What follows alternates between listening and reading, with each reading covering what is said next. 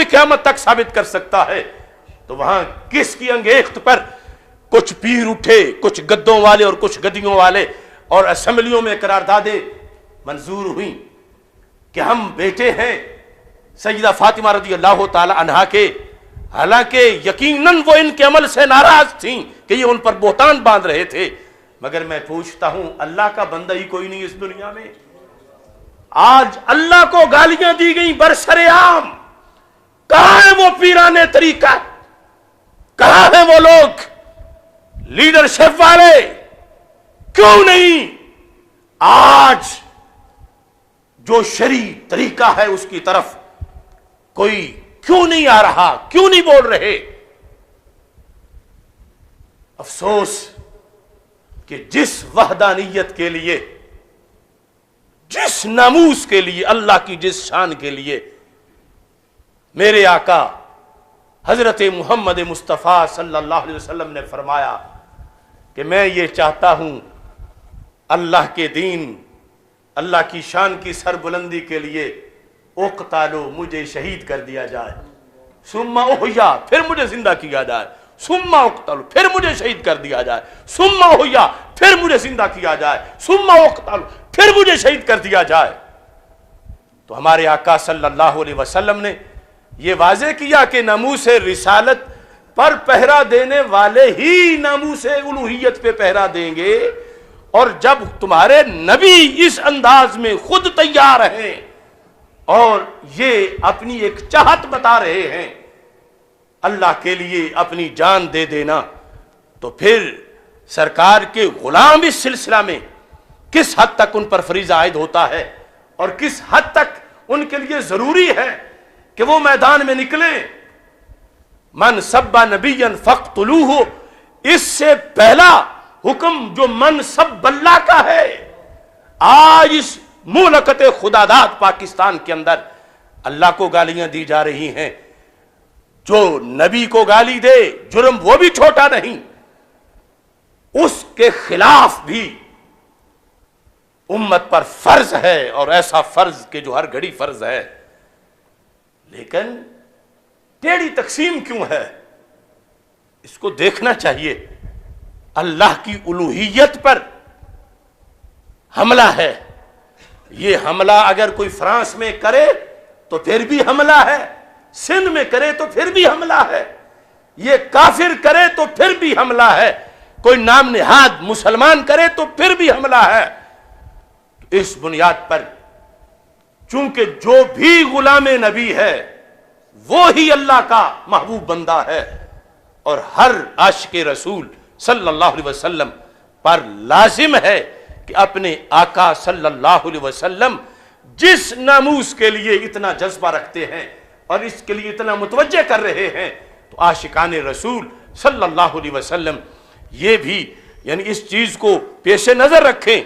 اور پھر یہاں اس گفتگو میں یہ چیز بھی میں بیان کرنا ضروری سمجھتا ہوں، جب یہ کہہ رہا ہے کہ 10-15 نبی کیوں نہیں رب نے بنائے، اور پھر اس چیز پہ اڑ رہا ہے کہ رب ذوالجلال اس نے باقی چیزوں کے جو جوڑے بنائے تو اپنا کیوں نہیں بنایا؟ اسے پتہ نہیں کہ رب ہوتا کون ہے۔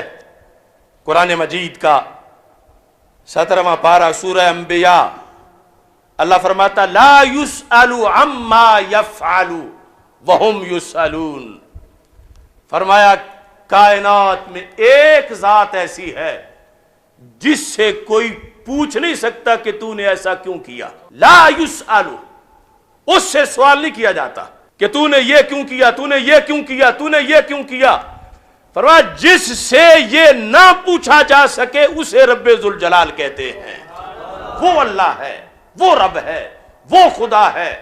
لا یسأل عما یفعل، اور اگر کوئی سوال تو کوئی کر ہی نہیں سکتا، کون پوچھ سکتا ہے، لیکن اگر کوئی بدبختی کی بنیاد پر اپنی طرف سے سوال بناتا ہے جس طرح کے اس امر جلیل ملعون نے بنائے ہیں، تو پھر وہ بتا رہا ہے لوگوں کو کہ میں منکر قرآن ہوں، میں قرآن کا باغی ہوں۔ وہ یہ لوگوں کو واضح کر رہا ہے کہ اس نے دین اسلام کے جو بنیادی اصول تھے ان کی طرف پشت کر کے معاذ اللہ ان سے بغاوت کر دی ہے۔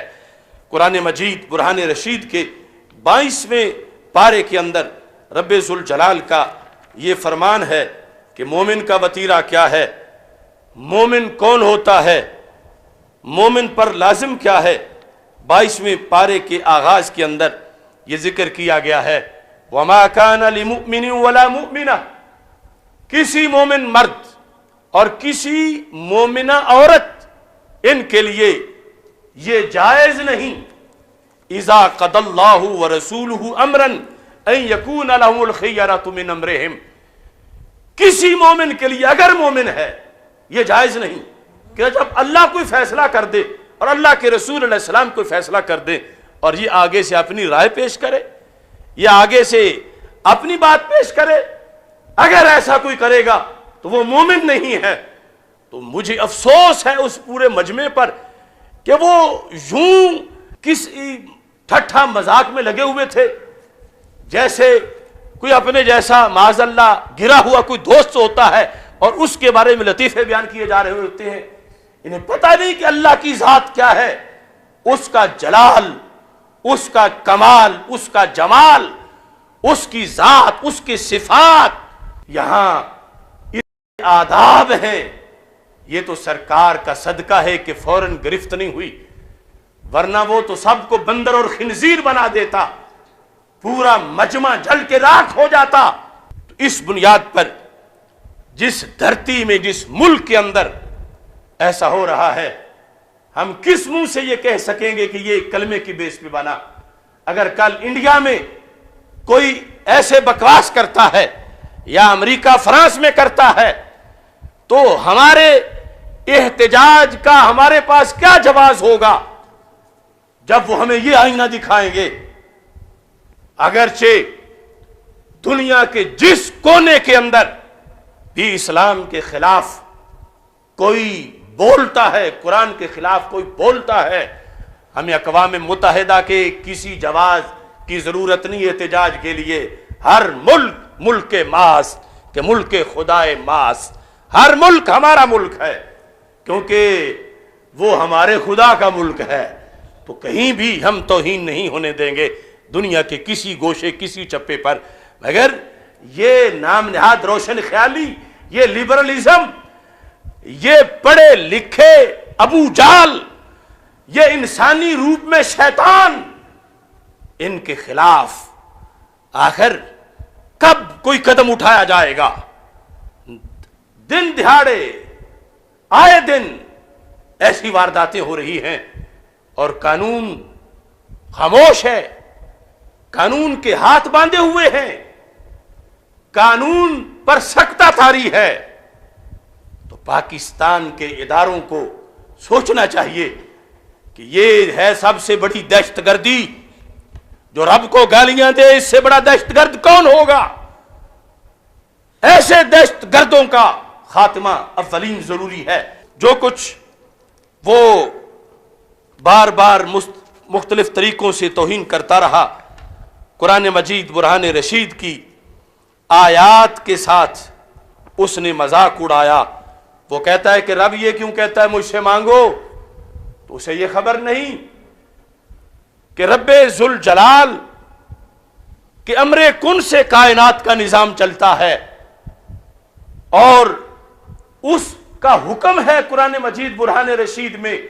وہ فرماتا وَإِذَا سَأَلَكَ عِبَادِي عَنِّي فَإِنِّي قَرِيبٌ، میرے محبوب صلی اللہ علیہ وسلم جب آپ سے میرے بندے میرے بارے میں پوچھیں فَإِنِّي قَرِيبٌ، تو بتا دو میں قریب ہوں، اجیب دعوت الداعی اذا دعان، کہا جب بھی کوئی دعا مانگتا ہے میں اس کی دعا کو قبول کرتا ہوں۔